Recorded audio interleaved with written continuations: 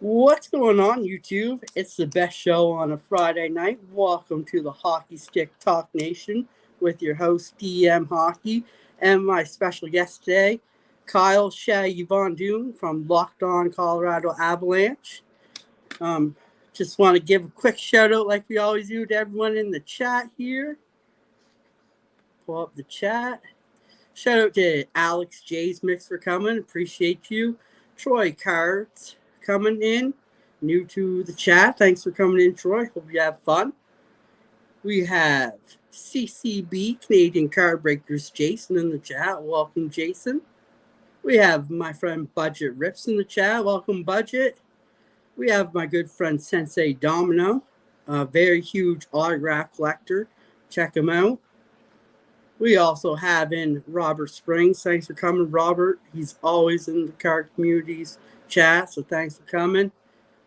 We have Rocky Hockey, a good friend of mine. Thanks for coming, Rocky. And we have Zach Collections in the house as well. Thanks, guys, for all coming in. Appreciate it. So without further ado, Kyle, thanks for joining us. I appreciate it. Hey, thanks for having me on. This is a cool place to be. Thanks. Welcome to Hockey Stick Talk Nation. Appreciate you taking the time out of your day and night to come on and talk some Avalanche with us and some other hockey. Yeah, it's a good time to talk Avalanche. It is, especially with the rumors of Mr. Crosby not signing an extension. Yeah, wanting to win a few more cups and playoff games. Yeah, if the day ends with Y, and Nathan MacKinnon's still on the team, I think that rumor is going to persist until the end of time. Yeah, definitely, because they are two best buddies, and they've stated that they want to win a cup together.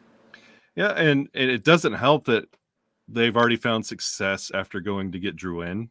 And you can see like how this buddy effect works for Nathan MacKinnon. Like he's now got the hardware to back it up. So it kind of makes sense when before you heard these rumors of Crosby coming to the Avs, and you're like, okay, sure, that would be perfect if you're playing fantasy hockey. And with like the Four Nations Cup that's coming up, you're like, oh, this will be a beautiful matchup where you could see this in play.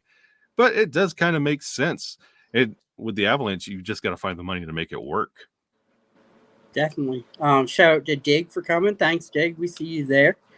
So I guess the burning question is, what's going on with Landeskog? Is he going to be coming back? Are we going to see a new captain? Oh, that's a wonderful question. And if you check out the podcast I'm with, Locked On Avalanche, there's two of us. There's me and my co-host, the captain of our podcast, Chris Maselli. We have two different takes. And Chris Maselli is the eternal optimist when it comes to Landeskog, and has been counting down the days to the triumphant return of the Avalanche Messiah.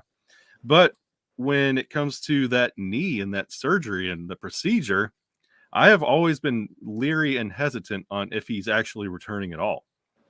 And everybody look to your left and look to your right. Look at the calendar. It is 2024. The last time we've seen Gabe Landeskog was hoisting that Stanley Cup in 2022. That's a long time to be away from the game. And to expect Gabe Landeskog to come back from an experimental surgery to be NHL ready, it's a tall task. Definitely. So do you think we're going to see a C being moved? You say a C being moved, but that's for like a legal term. If you've been watching the Avs since they've hoisted the cup, that C has been theoretically moved and in spirit moved to one Nathan MacKinnon. That was my next question. Is it going to be MacKinnon with the C or Cale Makar? See, and now you got out.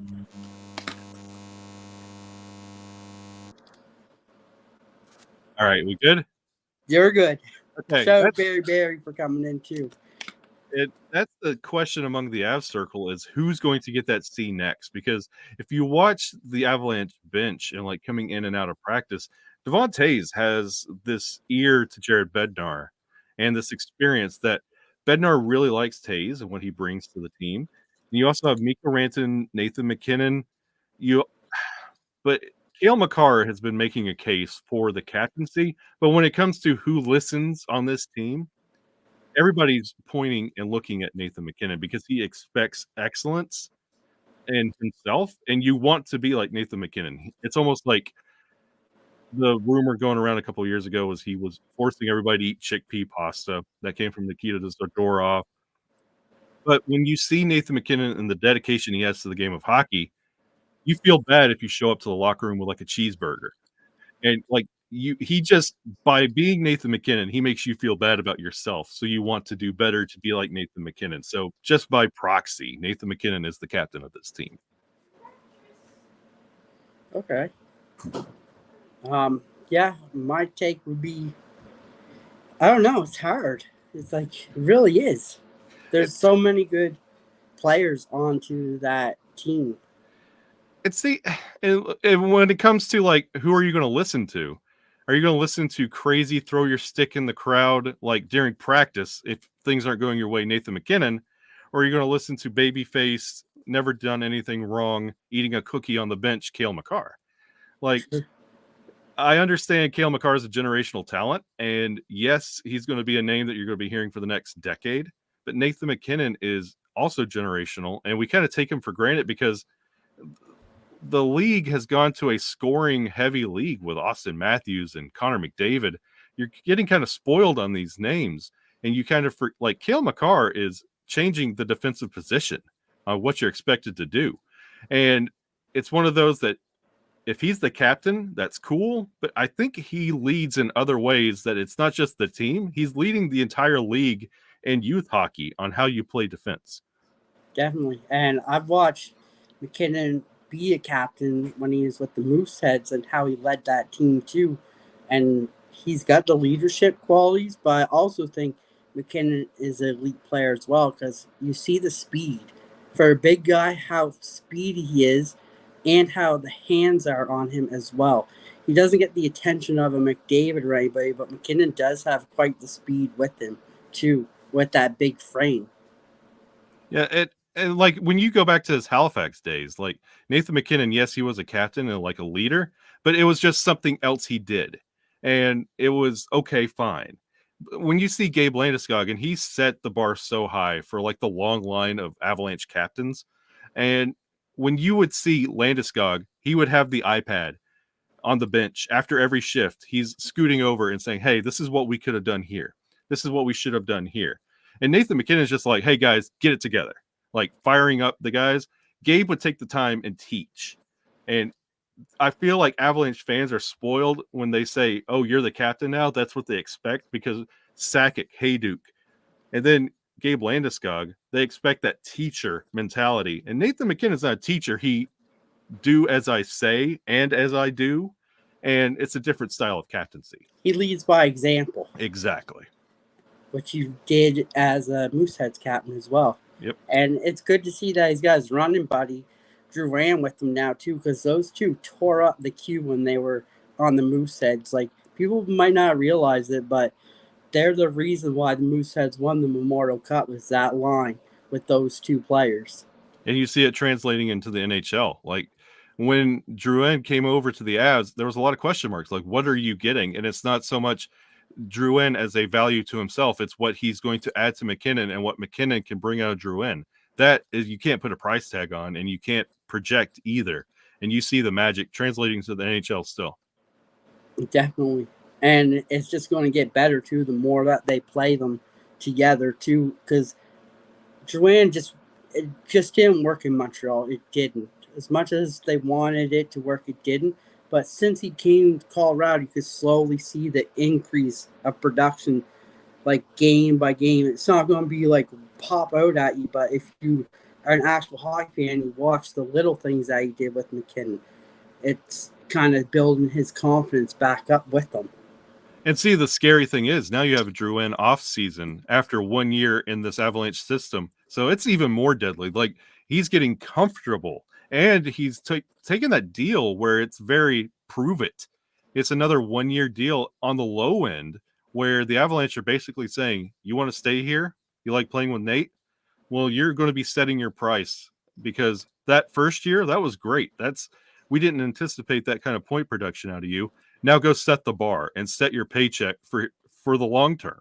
And that's what he's going to go out there and do. So if you're playing fantasy, Drew N would be one of those guys that you would go and pick up because this might be a bar-setting year and probably hitting career numbers just because of that Nathan McKinnon factor and another year in the Avalanche system, which it doesn't turn out duds. Definitely. So now we'll turn around to the goalie situation because this is a real interesting topic because you got one of my ex-goalies who was great for the Rangers, then kind of just declined after that in Georgiev. Oh, Georgiev. And see, that's the wonderful thing. The Avalanche position when it comes to goalie. They won the Stanley Cup with Darcy Kemper as their goalie. And now where is he? He's with the Kings. That's his second stop since winning the Stanley Cup, by the way. The Avalanche have not had an elite goaltender since Patrick Waugh, and they are spoiled since they made that change from Quebec and came in to Colorado. And just a couple weeks later, Patrick Waugh shows up after being bitter in Montreal. Avalanche fans expect that's your caliber of goaltender. They've never been happy since he's left. Varlamov hasn't done it. Jaguar, Abisher, there hasn't been a goalie to reach that level. And then Georgiev comes in with possibly that potential, that chip on his shoulder, could never get the starting job in New York. This is his place to cement his legacy, and it hasn't happened. And the Avalanche know the days of paying your goalie premium money are gone. And you can work tandems. I know Hellebuck is doing wonderful things. You got Vasilevsky still doing incredible things. But look at where Swayman is. Like, Swayman had incredible numbers, and he's bouncing around. Like, Thatcher Demko, he might be done. Like, you're looking at Markstrom is now a Devil, but for how long? And you got Mackenzie Blackwood dancing around all over the place now in San Jose, and he might not even be in San Jose when the season starts because they're still making moves. So the household name, like the Cujos and like your Hashicks and like your goalies that come with a nickname and a persona, those days are gone. So Georgiev has to understand it's turn it on this year or they're going to rinse, wash, repeat. And the Avalanche just drafted Nabokov. He's training. He's coming out of the KHL.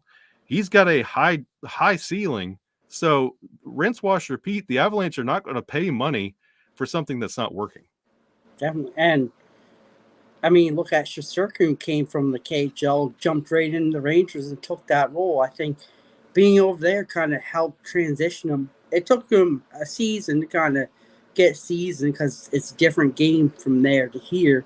But I mean, if that road works for Nabokov too, that could be your stud in the pipes from here on out. And they have Justus Ainonen, who's Georgiev's backup, who's showed flashes, and he's always been that just wait until. And Justus is now here. He's in the backup role, and you could play, like, I know Georgiev had about 62, 63 starts last year. They can't do that if they want to make it to the playoffs. So I would like to see Justus's number come up a little bit. I want to see Georgiev start about 50 games. You got to do some load management there. You can't burn out Georgiev because they've done that. He's not your household 60 to 70 starter guy. He's just not. And you saw that in New York, and you're seeing that in Colorado, and they got to do load management because he excelled in that Winnipeg series of the playoffs. He kind of regressed a little bit in that Dallas series, and you don't know what you're going to get. When you saw that Winnipeg series, when they matched up with Winnipeg in the regular season right before the playoffs, he was getting shelled. So you don't know what you're getting with Justus, and that really disrupts the confidence of a very emotional Colorado Avalanche team.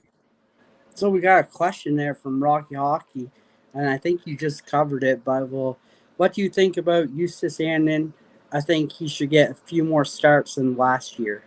Yeah, I absolutely agree with Rocky Hockey. And for two different reasons. Load management on Georgiev. You got to save him a little bit for the playoffs and get him a little bit fresher. But you also have to see what you have in Justus. You got to try him out. And Justus is basically a swap out for Pavel Francouz, who the Avs have had in the system for quite a while and just retired because of health issues. And Justus is that same. He has a lot of promise, but you don't see it tested, and you want to see it tested more. And this is the year to do it. And you're going to be running a 1A, 1B goalie system in Colorado. And that's what management wants. And they didn't get to do it much last year because the backup goalie situation was a cluster for most of the year. Ideally, the game plan going into this year is a 1A, 1B system. Maybe 50 starts for Georgiev and maybe bring up some starts for Eustace. But I think they need to test him out and save Georgiev a little bit. So, yeah, I agree with Rocky Hockey. More Eustace.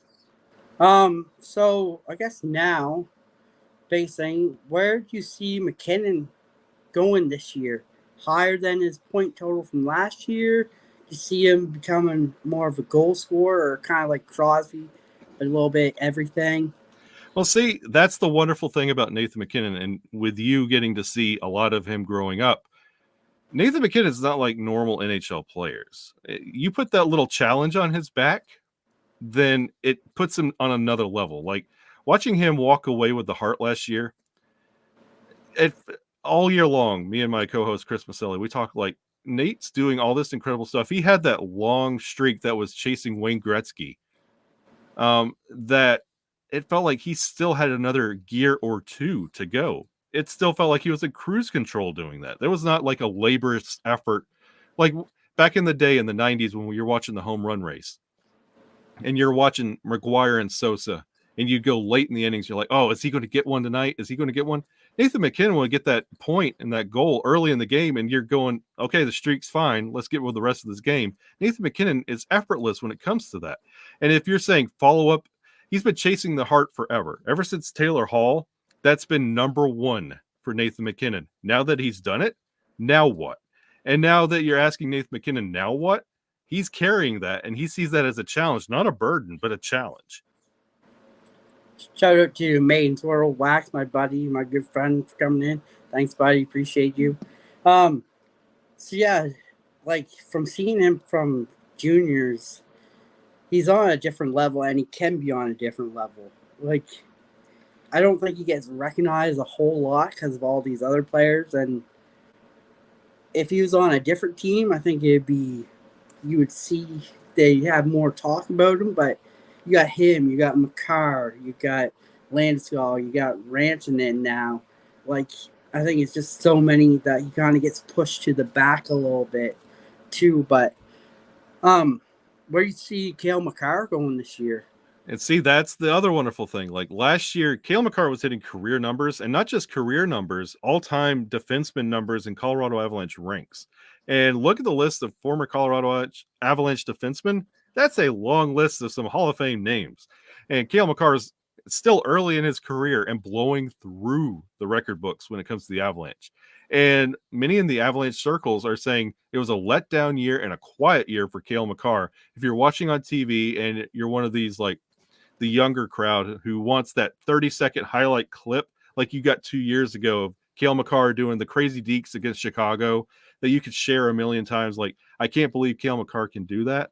Well, you didn't get much of that last year, but he's still putting up incredible numbers. But his defensive play was a little suspect early in the season. And he was making some weird misjudgments in hockey time, in hockey speed. And I'm expecting him to clean that up because, one, he's now married, and two, he's checked off a lot of personal goals. And last year, like hitting all those all-time numbers, I feel like Cale Makar, again, like Nathan McKinnon, who he gets to look up to in the locker room, he sees all this and he can improve on this over the offseason. He wasn't completely thrilled with the outcome of last season, disappearing in the Dallas series, not getting to like making it one level past Seattle like they did the year before, getting bounced there. They made it back to round two. This team still wants a cup, and Cale Makar is going to improve. I'm expecting a better season than last year for Cale Makar because of personal pride, and you haven't even seen what he can do yet. So, and then now my next question is, we saw Leon got signed. Mm-hmm. So where does this leave Rantanen? Beautiful. Where are we putting his contract at? That's a beautiful, beautiful question. This is something we talked about, me and my co-host Chris Maselli on Locked On Avalanche just last week. it doesn't make a lot of sense with you for maybe just a week or two. Nathan McKinnon was the highest paid player in the NHL with his brand new deal. He's locked up for a while. With Mikko, yes, he's just as valuable. And on Locked On Avalanche, our episodes are usually about 30 minutes. And it's impossible to talk about Nate, Mikko, Kale, Taser, and then like whoever breaks out and has a crazy game like Ross Colton or Miles Wood or an incredible goalie game. You can't fit all that in 30 minutes. So Mikko kind of gets forgotten about a lot. He had an incredible year last year, and even just as incredible the year before. He puts up incredible numbers, and he was like Nathan McKinnon took that team-friendly deal for the longest time. It was the biggest steal in the league, and Mikko was making $9 million, and he was the highest paid player on the team. I expect this deal the Draisaitl deal, I don't think will affect Mikko that much. I feel like they're going to be locking up this core. And Chris Maselli, my co-host, he brought this up, and I completely agree with it. Where they're going to be locking up this team around the 12.5 with like Nate's deal is done. You're going to be bringing in Mikko at about 12.5, and you're going to be doing that with Cale Makar when his deal comes up and locking him at 12.5. And they're going to be, that's your core. You're building this team around, and the cap keeps going up. So it's not as brutal as it sounds right now, but 12.5 for those three is going to age beautifully with how this cap is going. Definitely. Shout out to Aaron, Sports Cards, and things for coming. Thanks, Aaron. Appreciate it, buddy. He's on after me, so make sure to check him out. So it's great that the cap's going up. We're going to see a lot more people staying. Like, my biggest thing for you is I would have loved to see Alex Newhook stay in Colorado because I really think he would have excelled playing on the line with a Rantanen or McKinnon or whoever else. It was a shame that they had to trade him away, but what are your thoughts on that? Well, I'm going to lump not just Alex Newhook, but Bowen Byram in there as well. Those are two players that were given the keys, and going into the year prior, following up that Stanley Cup season, Jared Bednar went on record and said, Alex Newhook is our 2C. He's got the talent, he's got the skill, and even in his college days, it was how I was talking about Eustace of wait until. That's the same thing with Alex Newhook. It was always, this team is good, but wait till Newhook joins. The same with like Eustace. Yeah, the goalie position's great. Darcy Kemper at the time, just they're getting by, but wait till Eustace joins. Well, when Newhook, the rumors of him joining, you're expecting that same burst on the scene that you got with Cale Makar, and it just wasn't there. And he actually ended up going back down in the preseason. And because Jared Bednar said he needed more time to develop. He finally made his way back, and he went from 2C to fourth line. He just wasn't developing the way the Avs wanted, and he was given every chance in the world, and he just could not make it happen. And how we were talking about Drouin in Montreal, same thing with Newhook in Colorado. It just wasn't there. He has all the talent in the world, but it's not Avalanche talent. And the same thing with Bowen Byram. He had the concussion issues, and after that, the way he adapted his game just was not working for what the Avalanche wanted to do. So the Avalanche are not going to, if your name is not Mikko Rantanen and Cale Makar or Nathan McKinnon, they owe nothing to you. If it's not working, they will have to reassess and readdress. They want to win a cup. They're not here to make best friends and have lifelong just hang out. It is a hockey club, but not a club for hockey. And they will make the moves to make this a winning organization. Oh, we got another question here from Rocky. What do you think happens with Val? Does he play for the Avs again? Haven't heard anything about how he's doing. Rocky hockey, get out of my brain. This is the other. We talked about Landeskog, and this is the other burning question when it comes to the cap issues for the Avalanche: is what are you going to do with Valeri Nichushkin? Again, my co-host Chris Maselli, the Eternal Optimist, and bleeds Burgundy and Blue, says, I can't wait for him to come back. He's going to be fine. I say, in the words of the great prophet Lee Corso, not so fast, my friend. This is like strike 3 or 4 when it comes to Valeri Nichushkin. And after the Seattle debacle, which you still have no concrete answers on, and then what looked to be a promising getting ahead of everything, like he went into the program earlier in the season and then came back. And then what's up? And then went into the Winnipeg series and looked incredible. That was otherworldly. And you're like, finally, this is what Nuke looked like. This is what we missed in the Seattle series. And you're right, because you made it to round 2. But what happened in round 2? He got popped. Not just disappeared like in Seattle. He took a test and got positive. And you could tell from that moment, you could see in the team, they knew something was up. The team was defeated from that moment on. You did not get the same Colorado Avalanche team from that moment on, because here we go again. And I understand the off the ice issues and struggling with those demons. It's a big deal. But eventually you got to make the business decision. Are we going to take this gamble again? Are we going to get our hopes up again? Can he finally do this? Because he goes into this program and is disappeared from the world, but then shows up and is back home playing in media leagues. Like, what is going on here? And eventually you got to look, you're having to do Brandstrom deals for $1 million. You're having to piece this team together for 1 year, $1 million team. And you have Landeskog's contract hanging out here because you don't know if he's going to be healthy. You have Nichushkin. You can't touch that contract till November.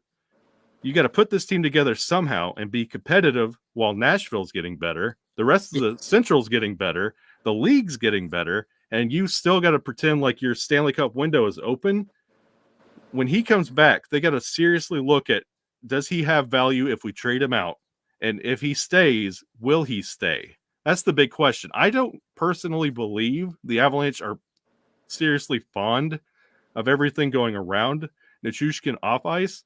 When he's on ice, one of the best unsung players and best stories in the NHL on ice. Off the ice, that's another problem. Shout out to Sticks Chief for stopping in. Thanks, Sticks, buddy. Appreciate it. So I guess go on to our next question is Casey Milstead, I think, is going to be a huge pickup for you guys. I think that's an under the radar pickup. I really do. And see, I was thrilled with Casey Middlestat, but then as a seasoned like OG Avs fan from the Nordiques change, I've been a Avs fan that whole time. I also went through the Ryan Johansson is our answer at 2C. Like, I was screaming, this is it. Give us the Stanley Cup.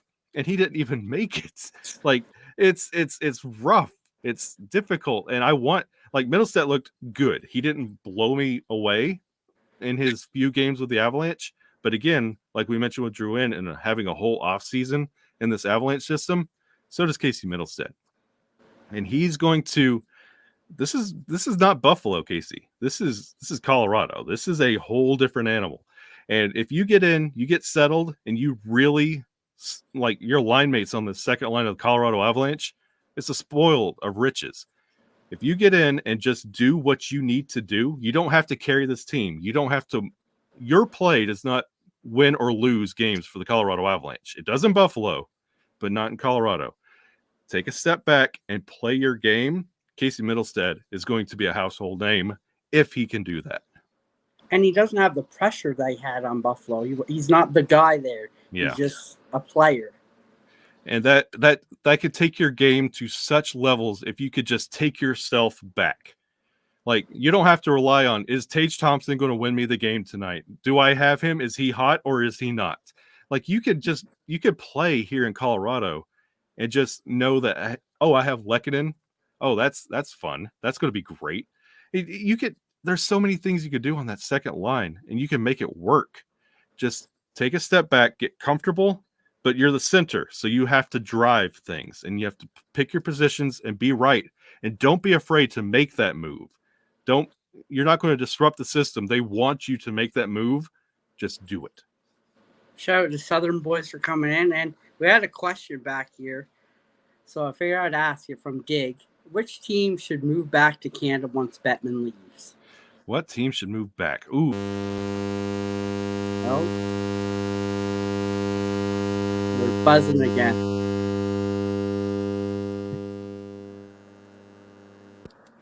There we go. All right. What team should move back? It's definitely not going to be Colorado because Denver loves Colorado. The Avalanche, like, there's a beautiful marriage between the Avalanche, the Nuggets, the Broncos, the Rockies. All those teams work beautifully together because they're considered a small market team and they rise together. Like the Avs won, the Nuggets won. Now they're like challenging the Broncos, like, hey, it's now your turn. There's no hope for the Rockies. Don't get your hopes up. But that's just how it goes. And when it comes to moving back to Canada, it would have been prime for the Arizona franchise before going to Utah. It would have made sense. I don't understand, like, to this question, I know what it's trying to lead to, and especially being an Avalanche person, I know where this is going. I don't understand why Bettman won't let anything happen in Quebec. I don't. It makes the most sense, like, more than bringing a team back to Winnipeg, honestly. Like, why not put something in Quebec for the I don't understand.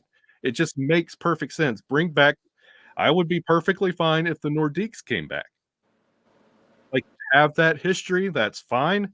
Like, the Baltimore Ravens are used to be the Cleveland Browns, and now there's a Cleveland Browns. Like, that can exist in hockey too. Like, the And I Winnipeg mean, Jets is not the Winnipeg Jets. So, like, it could happen. Quebec has the stadium and the arena ready. Like it's state of the art, ready for a Turn team the to drop key, in. Bettman. Turn the key.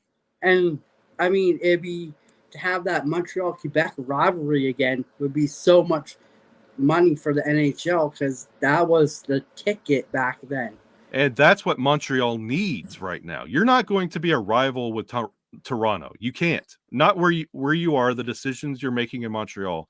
You can't say this is a rivalry right here. It's not possible. It's a joke. Like Yeah. Toronto's on another level. Montreal's not making those decisions, but for Montreal to say, "Hey, Quebec's back. Start rivaling here." That would revitalize things in Montreal, make Montreal fun again. And then for those that grew up hating the Habs, go play with the Nordiques and then revitalize that rivalry. That's just perfect for the NHL, which means Bettman won't do it. I think once Bettman leaves and we get the new guy stepping up, I think then we'll get another team. I think Bettman's more worried about the States. He sees stuff in the States, but I don't see it like he does. Now, and I grew up in the South. Originally, I was born and raised in Alabama, and I knew the Thrashers. And it, yes, big cities are a thing, but big cities in hockey in the States aren't exactly synonymous. And look at Arizona. Like, yes, there's money out there because there's nothing else in those centralized cities in the desert. But Arizona did not work.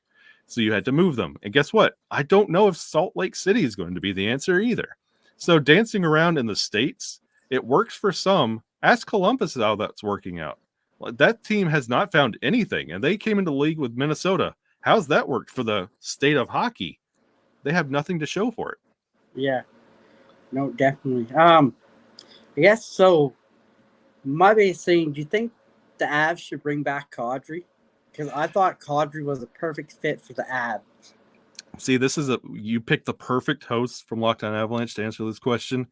It was no shame in my game. I loved Nas from his days in Toronto. He was literally my favorite player. When he signed, when that trade happened, I paraded around with my kids. Like Nas to the Avs made the most sense. And we got to get rid of Tyson Berry. Awesome. Let's do it all day long. I had so many Nas shirts, sweaters. Like it was the beautiful marriage. Like my favorite player, my favorite team. Come on.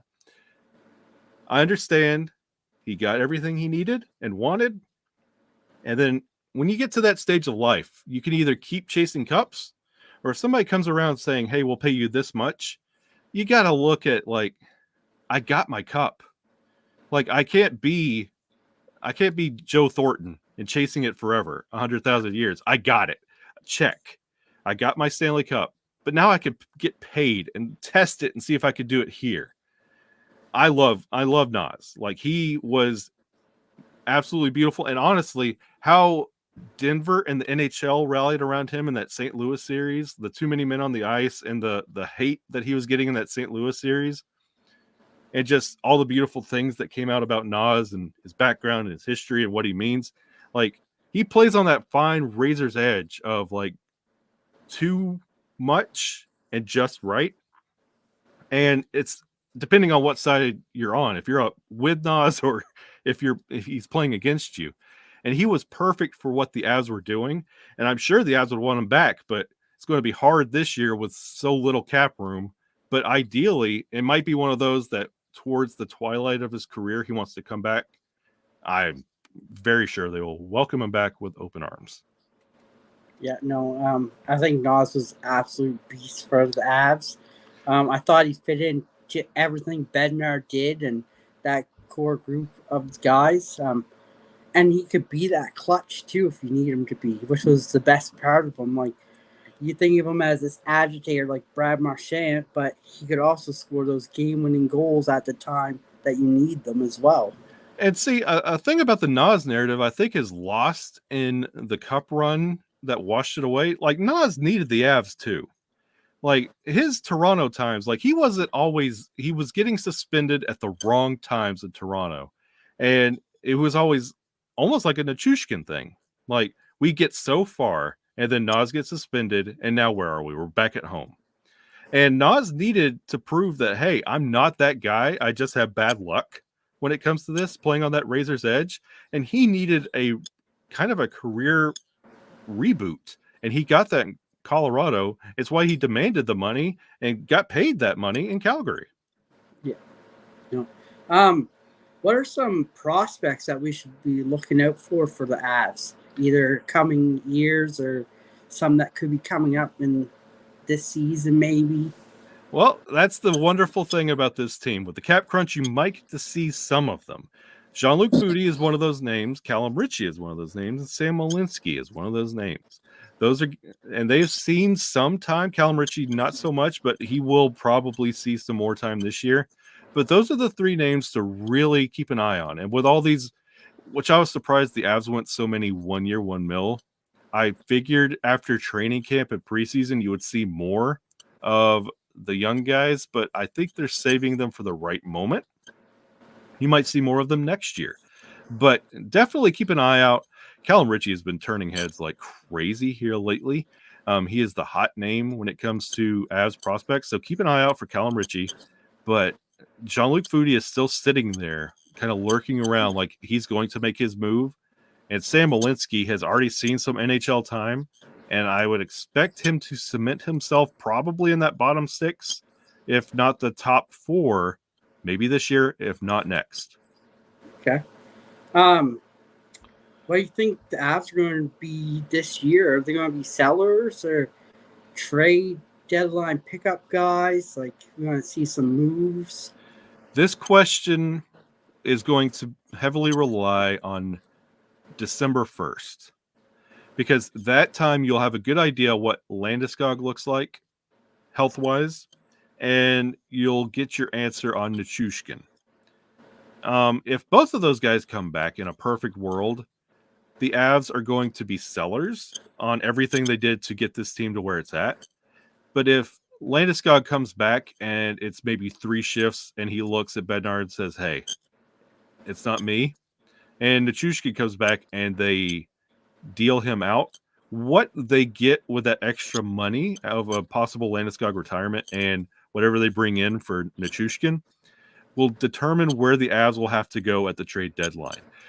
This team it's going to be a wonderful year for the Avalanche fans, not if you have high anxiety, because this team is going to take on many forms to get to where they need to go.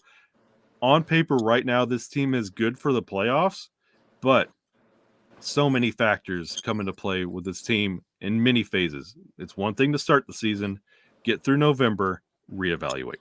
Because my biggest thing right now is Dubas said he would trade Crosby at the trade deadline, and if the Avs say Landeskog's done and they want to move that contract, we could see the 2-2. That honestly, that's been floated out there, and the more it comes down to it, that seems likely, but the only thing holding this up is Gabe Landeskog. Not just because of his return is all on him. Like, name another player that could get almost 3 years to recuperate and still have his place. Yeah. Like, that commands some respect. This is all on him. And he says he could do it, the Avs are going to believe him. So if he comes back and he's not going to be one of those that's going to hide it and mask it and say, yeah, I'm perfectly fine. Expect about 10, 15-minute ice time for Landeskog, maybe second, third line. He's not coming back. He's not going to that top line. And we'll see where it goes. If he doesn't feel like he has it, he's going to let the team know as soon as possible. And then the wheels will start turning. And then might open the door for Crosby. And then if that happens, look out for this team, because it's going to be it's going to be sadness that they are going to lose probably one of their better captains. Sakic set the bar incredibly high, but Landeskog is right there, 1A, 1B for all-time captains. But you say, yes, Landeskog is gone. His number's in the rafters. But, oh, by the way, Sidney Crosby's coming in. It's going to make everything A-okay. Shout out to Zach coming in. We have another question here from Dig. Who's going to be the sleeper pick on the Avs? Ooh, if we're talking sleeper pick for fantasy, I would. Ooh, now see, this is the wonder. This is going to be incredible, because with this team coming into this year, the team still has to get kind of cap compliant. They're over right now. There's still moves to be made. One of those names that were brought up to bring this team cap compliant, well, two. We'll throw two in here. Sam Girard and Ross Colton. Ross Colton was brought in here with a lot of promise and a championship pedigree in Tampa Bay. Has he lived up to it? Well, he was part of the quote-unquote Roaring 20s line that the Avalanche put together last year, and one of those Roaring 20s members was gone, LOC, Logan O'Connor. And it was Miles Wood and Ross Colton trying to piece it together with whoever they threw on that line. And Ross Colton just never found that energy that he had early in the season. Expect him to be on fire to keep his place on this team, because the team loves Ross. Ross loves the team. But money. Sam Girard, on the other hand, undersized defenseman with a lot of heart. He's got that spin move. And but he carries a beefy contract. And does he ever live up to it? Don't ask an Avalanche fan, because they'll always say no. But he's got all the talent in the world. Expect him to try and live up to that $5 million, because that's the easy pick if you want to get cap compliant. And if you want to make this team, like, if it starts going south and you're touching that 500% starting the season, you're going to look at that big contract and say, hey, we could take this, move it somewhere that needs a defenseman. We could get some value.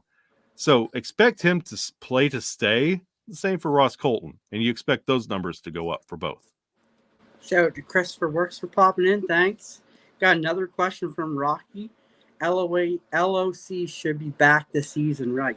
Yes, that's and it's been deceptively quiet on LOC, and we've had a couple members starting out last year saying LOC is my favorite member of the Colorado Avalanche. That's it. For non-Avalanche fans, that should tell you the level of LOC and his play. Logan O'Connor is deceptively good. And back to that sleeper pick, if LOC comes back 80, 90% healthy, 100% healthy, pick him up on your fantasy team. He is going to show out. If you just Google, put on YouTube, LOC shorthanded goals, he was a machine last year. So I would definitely, LOC, he will be coming back, right back to that Roaring 20s line, and expect his production to go through the roof, because he set the bar high for himself. And then expect guys like Joel Kiviranta to probably lose his spot on the team when LOC comes back. But LOC, I would put back as a sleeper. And to Rocky Hockey's comment, I would say, yes, he is coming back. But it has been weirdly quiet. I agree. Awesome. Yeah, so a couple of your pickups in the offseason. Brandstrom, I think this is going to be a good opportunity for him. Again, Ottawa didn't really work for him. I think this is a great opportunity for him. Fresh new start.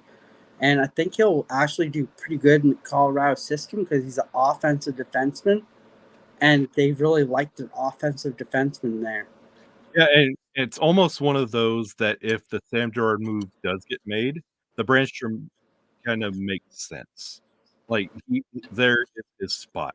And it's one of those that I'm really gonna be looking at this preseason really closely to see how these guys, because you have Brandstrom and another offseason pickup, you have Calvin DeHaan and you have Parker Kelly as well. These are names that are not just to fill your roster, they're here for a reason. And then when you look at this Avalanche roster, who's going to be on their way out, this preseason and camp is going to be wildly interesting, where you're just kind of like rolling your eyes, like, oh, it's camp, it's preseason. I really don't want to watch a terrible feed just to see hockey. No, for Avalanche fans, there's a lot of things to look in the between the lines on why these guys are here for 1 year, 1 mil, 1.2 mil. They're here for a reason, and they're on similar deals on the rejuvenating of your career in Colorado on these prove it contracts. If you prove it, you can stay. Ask Drew Wynn. Hey, Nichushkin, Dallas gave up on Nichushkin. The Avs went and picked him up, and he was a household name until everything started happening off ice. You can have that path here in Colorado. Ask Joel Kiviranta, who has been a very good depth guy for the Avalanche. You can make a name here, and there's so much talent around you, it will rise the tide of all the ships around you. So I'm expecting not just Parker Kelly, because he's going to make an impact on this team as well, but Brandstrom and Calvin DeHaan possibly to also make an impact. And my biggest thing is Joe Sakic is so underrated as a GM, and he doesn't get the nominations for that GM award, which just blows my mind because he's not afraid to make the hockey deals because he's been there. So he knows it's a business, but he knows it also affects their lives too. But he's such an underrated GM, and he makes the moves that some people might not, and they always pay off for him. And that's and with Sakic in that administration role, and he's taken kind of a step back and let Chris McFarland really run with that general manager role. He set the bar really high for, because this Avalanche team, I know it's hard to think, but like 2017, 2018, they were garbage team. They were terrible. And to see where they are now, and it's been a continual climb, a step climb. The hiring of Jared Bednar as head coach was laughed at. He was a minor league coach for the Columbus Blue Jackets system. And now he is literally, I will say this here and now, and it is gospel truth. Laugh at me all you want. The most underrated head coach in the history of the NHL. Look every year when it comes to, like, I think it was NHL.com just put out their top 10 head coaches. Like, Bednar's like at 8. How? This team, with what they have to slot in, night out with injuries coming in, coming out. The Nichushkin thing last year, he still has this team at, they scare you when they hit the ice every night because of what Bednar does and expects out of this team. Nobody thinks anything of Bednar because, of course, if you have Cale Makar and Mikko Rantanen and Nate, you're going to win these games. Jared Bednar puts so much into this team on lines, and he plays it by feel. He swaps them up mid-game. He'll break them up. He had, when Landeskog was healthy, he had the three-headed monster of Mikko Rantanen, Nathan MacKinnon, Gabe Landeskog. If things weren't working on that line, he would split them up, and they would drop all the way down. He would have 3 lines with a star on it. He was very good at that, and Chris McFarland has to prove himself with these moves because last year going out and getting Tomas Tatar, Ross Colton, Ryan Johansson, some of those moves hit and some of them did not. So he has to do a lot more proving, and this is a lot of prove it, and they are not really wowing you with draft picks either. So McFarland has to step up a little bit to fill the shoes of Sakic, who has taken more of a step back in a president role. And GM Chris McFarland he's really got to prove himself, where Bednar and Sakic have already done so. Yeah, and to Rocky's point there, Bednar's won in each level he's been at now. He's won a championship in each level. And see, and that's he's got this incredible championship pedigree. He's a wonderful, likable guy. He's not like a suitor who's going to like make you mad in a press conference. Like, he is a wonderful, and like he wears the camo suit because his friend makes it and he's supporting a cause. Like, Bednar is a wonderful guy. but he's never talked about. It's always like, oh, Bruce Boudreau is doing something crazy here. He's probably the best head coach. No, it's the flash of the pan, like hot story of the moment. And they're always taking the Jack Adams over Bednar. But if you look at Bednar, what he does through all 82 games and a playoff scenario, Bednar is the better head coach in the NHL. They just go with the lazy approach of whoever's the hottest coach. Who's coaching Nashville? What an incredible run that was. That had to be head coaching, of course. Like, everybody forgets Bednar because it's the Avalanche. They're supposed to win. Yeah, definitely. No, I think the Avalanche are a good team to look out for this year. Depending on health. Health's been the biggest thing for the last couple of seasons. But McKinnon's steady. You know what you're going to get. He's always healthy. I don't think he's ever had a injured-prone season, really. Same with Makar. Yeah, Taylor Hall broke Nathan McKinnon's nose, and he came right back. Like, Nathan McKinnon knows he's not a human. Like, Connor McDavid's a hockey robot, and Nathan McKinnon is like, I guess he's like Hockey Terminator. Like, he'll just take the eyeball out and keep going. Like, Nathan McKinnon, he doesn't exist like you or me. He is not a normal human being. Oh, I've seen it firsthand because when I lived in the city where McKinnon and Crosby and Marchand all off-season trained, we were playing a hockey pickup game, and those three came to our pickup and asked to play. And it was probably one of hands down the best, most fun experiences I've ever had to play with, like Crosby, McKinnon, Marchand. And it was just fun. It was just guys playing, having fun. And when they decided, hey, we're just going to play us three on one line for a minute, we were just the skill and everything. You just kind of stood back and just kind of watched. But they're so fun, down to earth, and such a blast to play. It's a memory that I'll never forget, and I'll always tell because it's just so fond. See, I think you hit the nail on the head right there. Is the key phrase of hockey was fun for Nathan McKinnon at that level, and that is where Nathan McKinnon is right now. Because go back in the rewind machine, he was second fiddle to Matt Duchene at one point on this team, and Ryan O'Reilly on this team. Like, Nathan McKinnon was a second fiddle. Like, he was the next guy. He was whatever. Nathan McKinnon, once he got his game to the level of hockey being fun and not having to push and make a name and make a way. Once Duchene left, thankfully, once he left the Avalanche, Nathan McKinnon found his role on the team, and hockey was fun. And that, when hockey is fun for Nathan McKinnon, then you see the points at the level it is. And you see he could try harder. He doesn't have to because hockey's fun. And with the skill he has, he's on another level.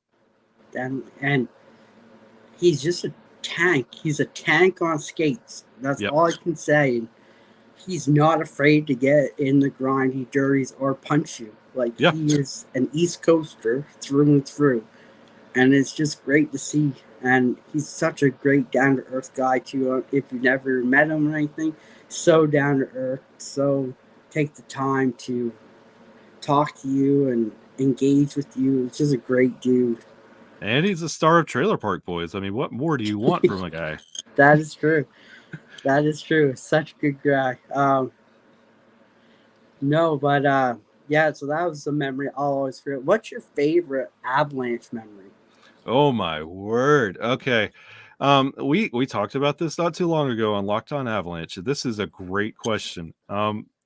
Game 82, when the Avalanche made their way after the terrible years and finally made their way back into the playoffs. And what's up? Yeah. And that was a beautiful memory. Honestly, we talked about like favorite sports images. Landy holding the Stanley Cup with the pyro going off behind him. I heard you talk about this on the podcast. It's like going through, you had Sakic and Forsberg and Wall win that first one in Colorado. That was wonderful. And the sweep against the Rat Trick in Florida, beautiful. Ray Bourque in 01 against my second favorite team in New Jersey. Like, as a young kid, for me, you couldn't get any more picturesque and movie-like Avs, Devils, 7 games, Ray Bork lifting the cup. Beautiful all-time moment. But going through the slog of the terrible seasons, players not wanting to be here, Matt Duchene, I'm talking to you, just Jerome Iginla wasting some years here, like coming in as possibly a savior and then just kind of disappearing. Like, so many things going up and down. Yes, Wings Avs, one of the best rivalries, like, that came up and then died, disappeared. It's an afterthought. Just that moment of Gabe Landeskog making, like, bridging the gap from 01 to 22. Everything in between kind of disappeared. All that pain you went through of, are we ever going to be good again? That went away with Landeskog and the pyro and holding that up. I will never, it was a Stanley Cup I got to enjoy with my children.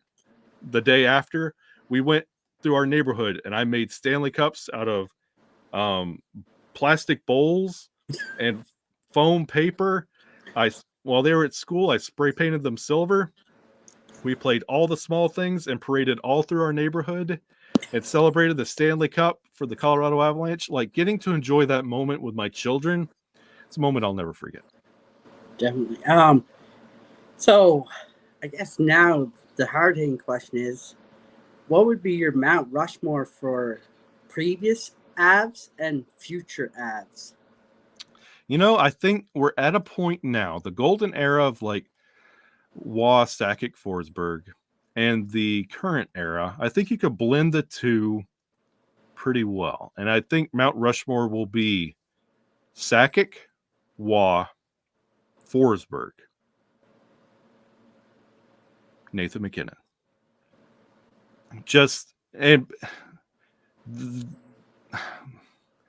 It's going to be hard to dethrone Sakic, Waugh, and Forsberg, but Cale Makar is making it incredibly hard to keep his name off this Mount Rushmore. And the more time goes on, I don't know who you're going to unseat. It might have to be Forsberg, but Cale Makar is going to have to be up there. And those are going to be your faces of Avalanche history. Waugh, Sakic, McKinnon, Makar. Those are going to be your 4. As it stands right now, Forsberg is still on there, but Waugh, Sakic, Forsberg, McKinnon is my current Mount Rushmore. It's a good one. It's a hard question because there's so many good past and presents that have gone through an organization, and trying to find the 5. It's getting harder and harder to do, and I don't think we've seen the end of it yet. Definitely. So I guess now, where do you think the Avs are going to fall this season? Are they going to make the playoffs? Are they on the cusp? They're going to get that wild card? Are they going to be a 3 seed? Or the Avs will, worst case scenario, I think the Avs are going to stumble their way into the playoffs in a worst case scenario. This team is built, like, if you have Cale Makar, Nathan McKinnon, Mikko Rantanen, you're doing better. And that Central, yes, Nashville's made it difficult. Dallas has also made it difficult, but you're right there. Look behind you. Everybody else is just an absolute mess. Minnesota, they can't get out of their own way. St. Louis is garbage. Chicago, garbage. And Utah, come on. Like, I know my co-host Chris Pacelli, he loves Utah. Forget about it. I'm not buying into that. I'm just not. It's a crock pot of manure right now, and I'm not buying into it. But the top of the Central is locked, and the bottom of the Central is just rotting away, and no real change going on there. So you're going to stumble your way into the playoffs again after November and the trade deadline. And how this team looks coming out of the quote-unquote, it's not the All-Star break anymore, the Four Nations Cup break, what that looks like, it's going to determine how potent this team will be in the playoffs. They're a good team. And what Georgiev looks like this year, what that goalie position looks like. Is it falling apart, or is it finally getting confident? That's going to be your other factor. But this team, at its worst, is still going to find the playoffs.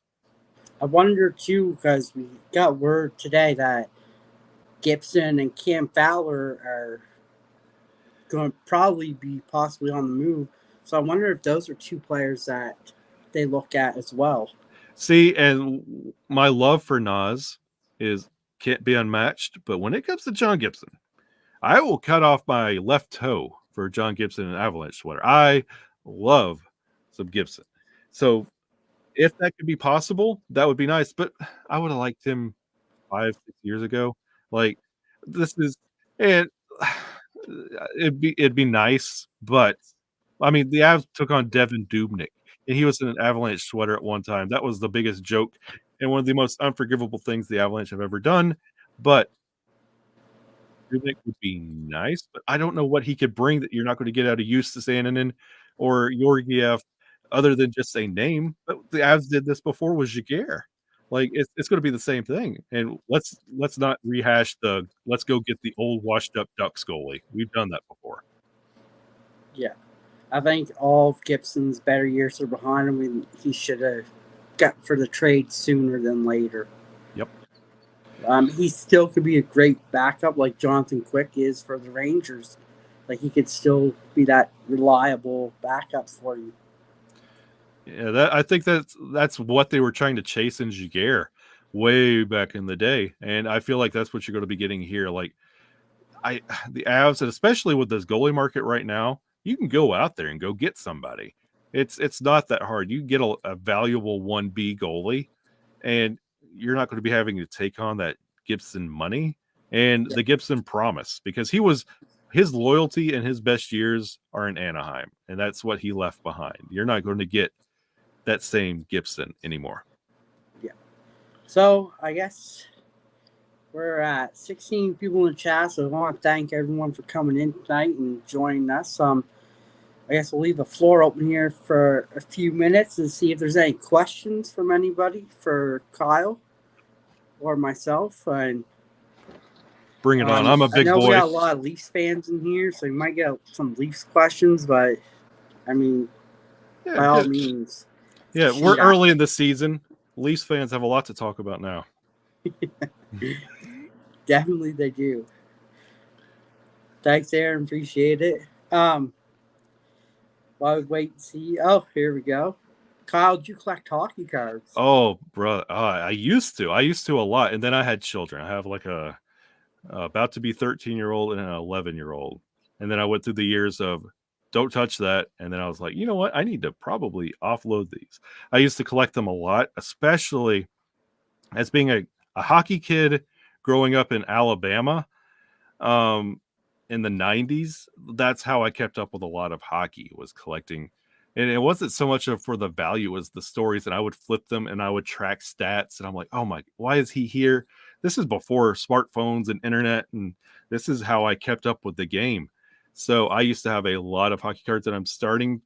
My kids are at the age now where we could go out and buy hockey cards. I'm like, see, look, and collecting them and matching them up with the people on TV. I used to collect them a lot, getting back into them now.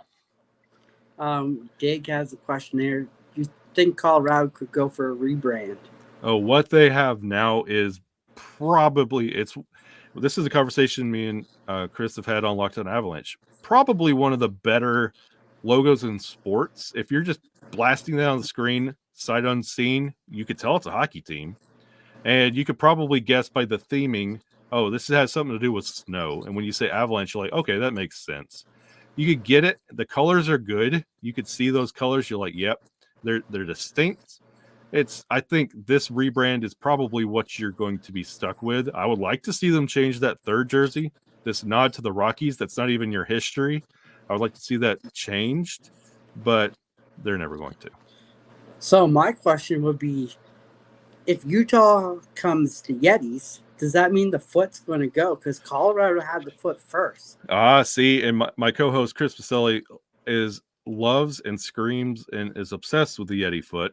And there's a loud vocal portion of the fan base that misses the Yeti foot and the Yeti aspect of the history, but there was like a dark history with the Yeti mascot and like with a fan and beating up a fan. And so they got away with that. And we got now Bernie the St. Bernard, and They got rid of the Yeti foot, which I always identified with the North Carolina Tar Heels. Like I always thought like that's what it looked like, and it felt like they were being a knockoff of that. So I understand why it means so much to so many.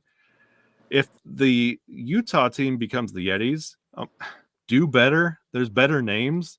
And what do you have that makes you a Yeti in Utah? Nothing. It's just a cool name to go with your semi-cool colors. Here's another question from Rocky. Do you like the reverse retros with the Nordiques logo?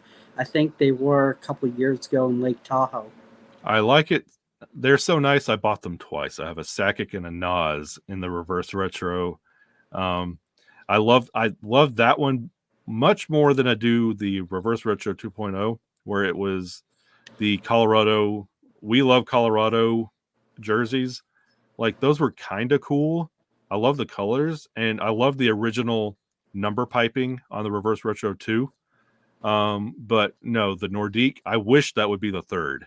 But with the changeover from Adidas to Fanatics, I think the reverse retros are, I don't know how that works legality. I think those are still products of Adidas, and I don't think they could carry over to Fanatics. But I would love to see that replace the Rockies, because that's the Devils' history. Like the Rockies belong to the New Jersey Devils when it comes to the lineage. So we need to quit giving a nod to something that is Colorado history, but not Avalanche history. I'm a huge fan of the outdoor games.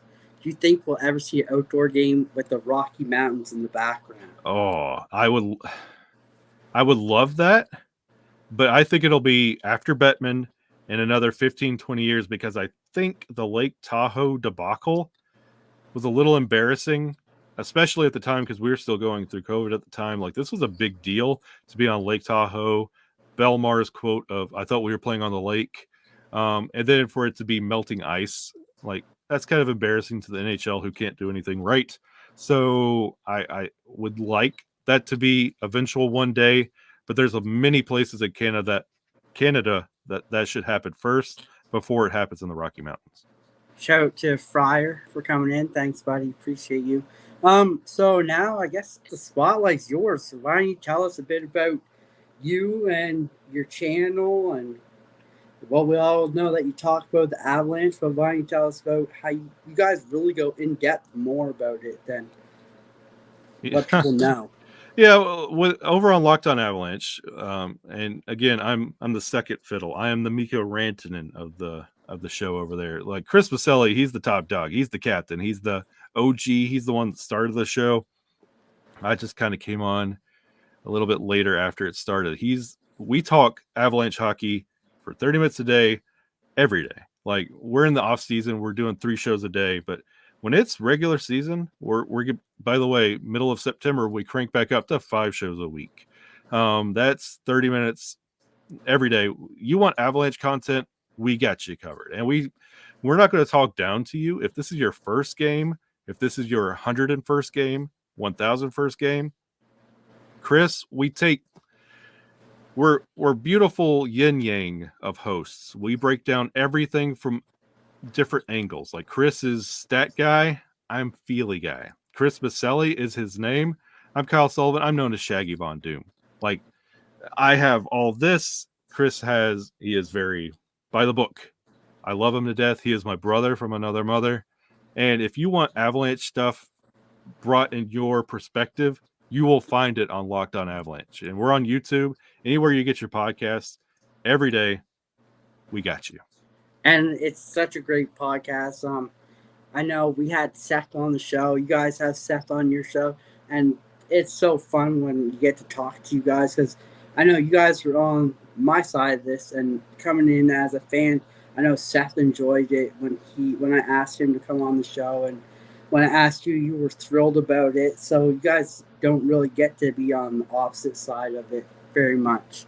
No, and I love this, like, because we on Locked On Avalanche, we're talking hockey, and we're driving the show, and like this, like to be on the other side, like this is nice.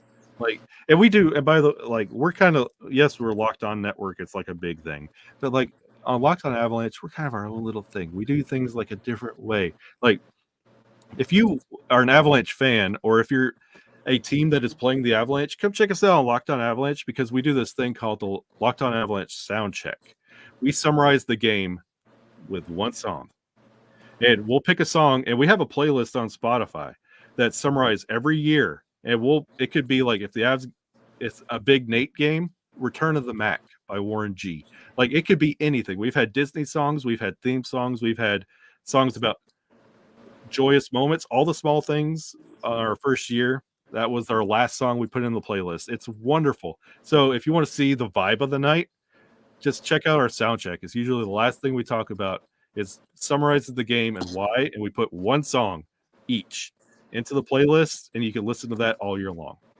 And I have Kyle's YouTube page in the description, so you guys can go check them out.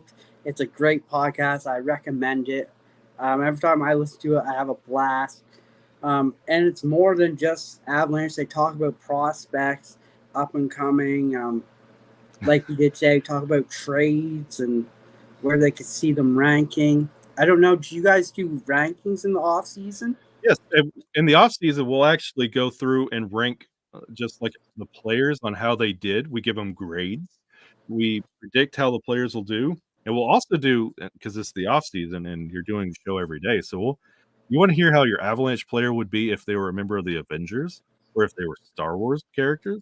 We'll do that. We'll break down your Avalanche team, however, and we'll talk like athletic polls, anything that comes up. We'll have the conversation. And like, if you're a hockey fan, it's a great place to be. If you're an Avalanche fan, it's the place to be, because we break it down in the most unconventional way. It's not your normal sports show. We're going to equate it to weird, random things. When we won the Stanley Cup, I dressed up as Macho Man Randy Savage and did the whole episode as Macho Man Randy Savage. Like, it's not your normal show. We dressed up for Halloween. You never know what you're going to get. Fryer had a good little comment here. I say now and again, my hockey buddies up there, that when Crosby McKinnon retire, they'll bring a team to Halifax. You know that is probably one of the better ideas I've ever heard. And they're going to get in management. Like, if you hear of Nate and the number one most dangerous domino, if Nate and Sid get a team and they have Landeskog be the GM, one, be warned, this team is going to be good, and two, know this team is going north. They're going to take over Utah and move them across the border. Definitely. And Sid's got the mind can do whatever. Same with McKinnon. They have the hockey mind that they can do anything after they retire. And see, I see Sid being the head coach, Nate like running the assistant, and like Gabe being the GM, because he's got that mentality, and he is so close with Sakic that Landeskog's next. It's not if, it's when. Is he going to be in that role like Sakic is in the general manager position? Landeskog is going to be a general manager of a team, and he is going to bring Nathan McKinnon with him. And Sidney Crosby is that perfect mind. Like, I feel like, I know he could run things. I feel like he will be a otherworldly head coach. Definitely. No, it'll be. I'm excited for the Four Nations to see the East Coast line, the Crosby, McKinnon, and Marchand line. Yeah, that's going to be. I feel bad. I've seen it personally. I don't know what the United States is going to do. Like, I get we have Austin Matthews, but like, Canada's going to be good. But the one thing that worries me about Canada is the goalies. They could have picked better goalies. Let's see. Just go the Avalanche method. If you score 85 goals, it's okay if you let in 83. Yeah, but the East Coast line I seen personally on hand, and it's going to be nasty. Oh, I can't wait.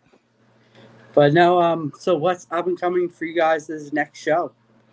Oh, see, that's the wonderful thing. We have our finger in the air and we gauge the pulse of where the Avalanche are going. It's been a quiet weekend. We're gearing up for training camp. We're keeping an eye on how everything's going there. You don't know with altitude coverage, like it's the regional broadcast for the Avalanche, what they're doing there. They're still in that forever battle with Comcast. So it's hard to watch games in Denver right now. So Monday, when this episode drops for Locked On Avalanche, we will bring it right up to time of recording. We'll go with the vibes of whatever is going on with the Avalanche or Avalanche fans. We'll talk about what's going on, and we bring it to the forefront. We are the town square for Avalanche news. And it is such a great show, like you said. I listen to it every day in my car going to work and coming home from work. I enjoy it. There's always a few laughs on there as well. And it's just a great show. And if you like hockey, it's just a hockey show, really. And it's just more so about one team. Yeah, and I'll ruin it for you guys here. We're all friends here. Like my co-host, he's a Avalanche fan, bleeds Avalanche. But we also have teams in the Eastern Conference. We call our mistress teams. He's a Rangers mistress team guy. I'm a Devils mistress team guy. So we always have something to fight about. That's like my household. I'm a Rangers fan. Stepson's a Devils fan. Stepdaughter is a Vegas fan. Oh, boy. No, we can never do Vegas. No. It's me and Chris, we have met in person because we do the show like over this. So we don't meet in person unless at games. So we met at Devils games, and I'm like, hey, bud. And we did an Islanders game last year. So whenever the Rangers and Devils play, we're watching the Avalanche, but we got eyes on that game too. And before we hit record, we're like, should we wear Rangers or Devils jersey just to celebrate this win? We'll bring it up just quietly, but we love the game of hockey, like the hockey culture. We grew up around the same time with the hockey movies and the Mighty Ducks. Like, we're all in it. We're just normal people. Awesome. Well, thank you for joining the show tonight. I appreciate the time that you spent with us here and the great chat. And it's a custom that we let the guest give us their sign note for the show. Ooh. So, all right. As a custom, we're going to let you sign out the show. All right. Well, for DM and myself and this incredible, wonderful group of hockey card collectors and hockey fans in the chat, I'd like to thank everybody for joining us here today. This wonderful conversation, and join us again next week. New guests, same great hosts. I'd like to thank everyone for joining us. You are all beautiful people. Thanks, guys. Thanks, everyone, for coming. We appreciate you. And go check out Kyle and his buddy on Locked On Avalanche. The description has the link for you guys. Have a good night.